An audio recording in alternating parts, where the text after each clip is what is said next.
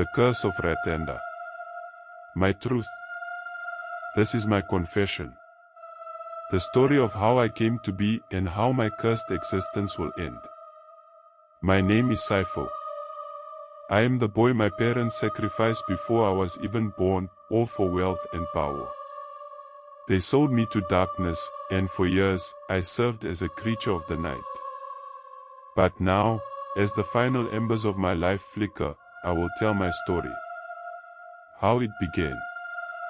My parents, Tobo and Laroto, lived in Ratanda, a quiet township in Heidelberg. Struggling with poverty, they turned to a witch in the mountains. Gogo Zendile, they called her. She promised them wealth and influence, but at a cost they were all too willing to pay. They offered me, their unborn child, to darkness. I would not die, instead, I would become their tool, a creature of the night to carry out their greed-fueled desires. Gogo Zendile's ritual was a blur of shadows and fire. She bound my soul to something dark, something monstrous. My parents returned home with gold and riches, while I was born into a life of servitude. What I became. As a child, I looked normal at first. But the darkness grew inside me.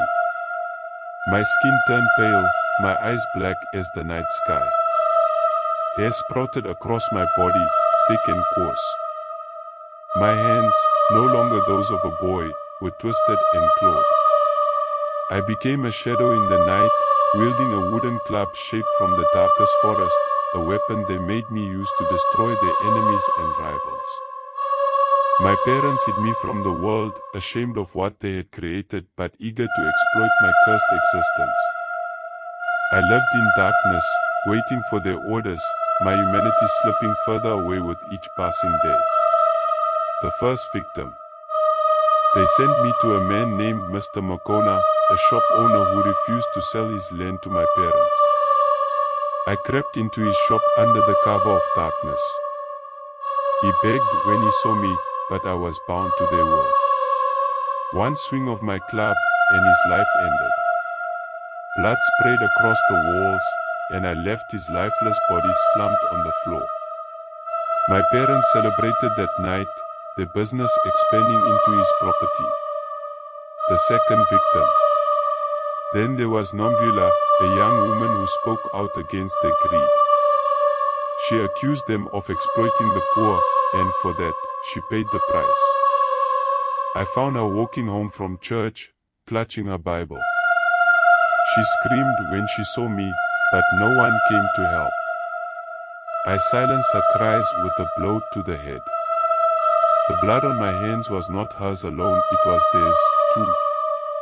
Meeting Memnondi. My parents' greed had no end. They turned their eyes to Memnondi, a woman of faith and kindness. She prayed for the community, helping anyone in need. They envied her influence and wanted it silenced. They sent me to her, believing she would fall like the others. But Memnondi was different. She had a dream of me, a vision of the dark figure I had become. When I entered her home, she was not afraid. Instead, she prayed. Her words burned like fire, and when she threw holy water on me, the shadows around me recoiled. For the first time, I felt something other than anger and emptiness. I felt pain. I felt human. Memnondi told me the truth about my parents, that they had condemned me for their greed. Her words lit a fire in me, not of hatred but of justice. I knew then what I had to do. The revenge. I returned home that night, my mind filled with rage. I confronted them in the room where they once celebrated their ill-gotten wealth. My father laughed, dismissing me as their obedient servant. That laugh ended when I swung my club. The blow landed on his head, and blood sprayed across the room, painting the walls red.